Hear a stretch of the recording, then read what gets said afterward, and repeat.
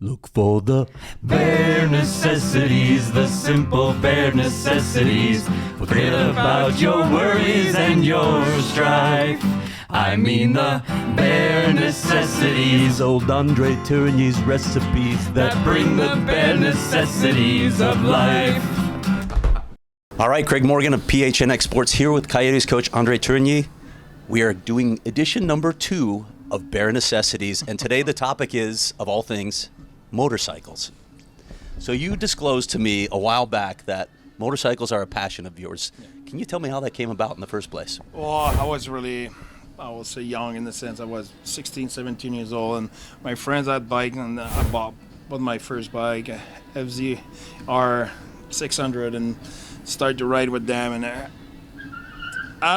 back then I liked speed a lot. I still, but I try to be a little bit more mature now. But I enjoy it a lot, racing and everything. So then I had kids, so went away from it for a little while, and a couple of years ago, but a different kind of bike, but just more for riding and sightseeing. What got you back into it?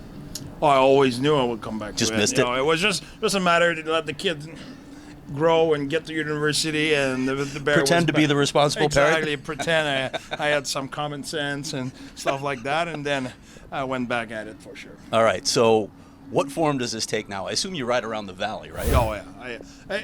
I'm a sightseeing guy. You know, I go Fountain Hill and Saguaro Lake and those kind of place, Bartlett Lake in Cape Creek. That's the kind of ride I like to do. It's weird because of my bike, I'm really drive slowly and more sightseeing. In my car, not the same style. Police, I hope you're not watching that. He's always obeying speed limits. You mentioned to me that you took an interesting trip this past summer, right? Oh, Can you tell us a little bit about that? Yeah, one of my friends' sons play in East Tennessee University football in Division I. So it was during this camp. So we left Trois-Rivières and we drove to Tennessee. All the way down. All the way down, wow. And back. But the thing in that, we did that in 2 days. We went there, we spent a day over there, and we came back 2 days back. So it was a hell of a ride. What does the route look like coming down? Are you avoiding highways? Or are you doing back roads? The only thing that had a lot of construction. So for the people who ride bike, construction during summer, it's killing you because you're set on your engine. So the heat of the engine plus the heat of the sun, it's tough. So when you're flying, life is good. But when you're stopped and stand still on the highway, I was a little bit hot. So how many people are we talking in this group?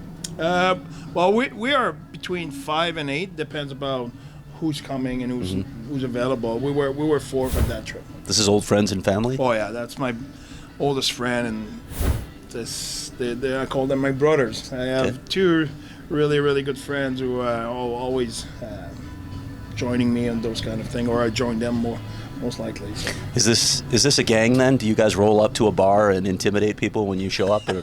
No, it's not our style at all. No, absolutely not. No, we're more gentlemen bikers. All right, well, let's talk about the outfit, because when I thought about this, I pictured André Tourigny in full leathers.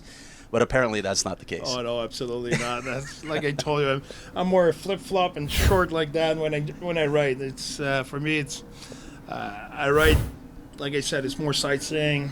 Not going really fast. It's to enjoy myself, and it's a relaxation. I often in my day off here, I ride the bike just a few hours just to let it go a little bit, breathe, see the scenery. It's beautiful. There's a lot of beautiful places. So that's my kind of way to breathe a little bit and to relax. What kind of bike do you have?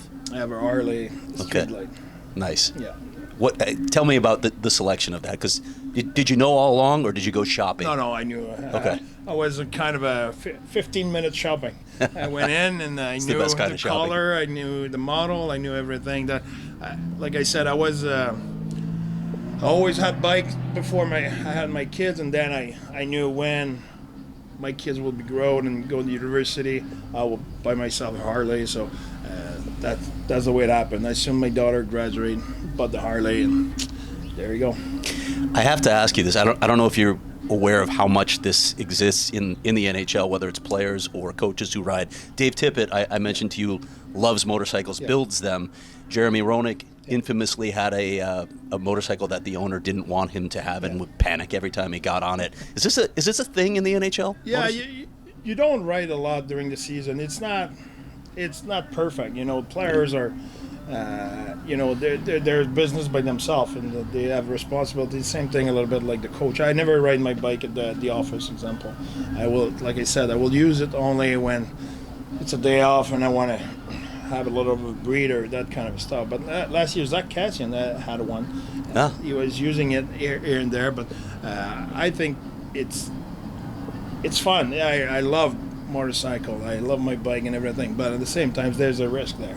So that's important to be careful. Have you taken other trips like the one you took this past summer? Oh yeah, plenty.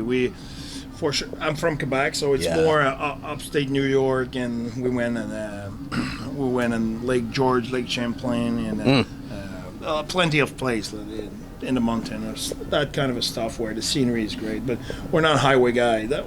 The Tennessee one, okay, we had no choice. We could not go by the back road. We'll have to take a week. But normally it's more trip where we go by the back road and just scenery stuff. Okay. Lake Champlain's beautiful too, Lake man. Placid, when Lake Placid, all those places. That was a really good trip. We went in the New Hampshire as well.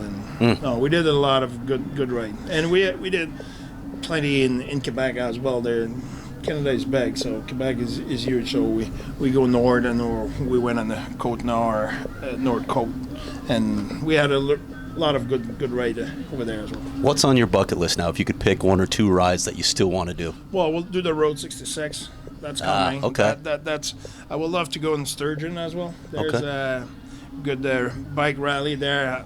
Never been there, but I heard about it. So there's one out east in Laconia, New York, but apparently the one in Sturgeon, Wyoming, is huge. So that's on the bucket list. And after my career, I would like to go for a long trip and do all the West Coast and go like from PCH? Canada, from Canada to. We'll see how far back we'll go, but that's on the bucket list. You touched on this, but the last thing I want to ask you, just overall, what do you get out of this experience? What does this do for you mentally, emotionally? I think it's because you go at places where I like the outdoor a lot. Yeah. During summer I fish and I go to the cabin and go in the wood. It just relaxes me.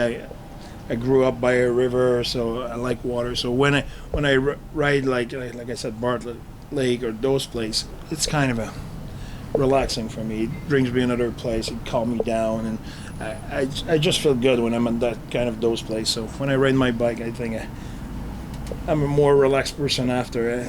Everybody take advantage of it. Andre, thank you once again for sitting down with us for another edition of Bear Necessities.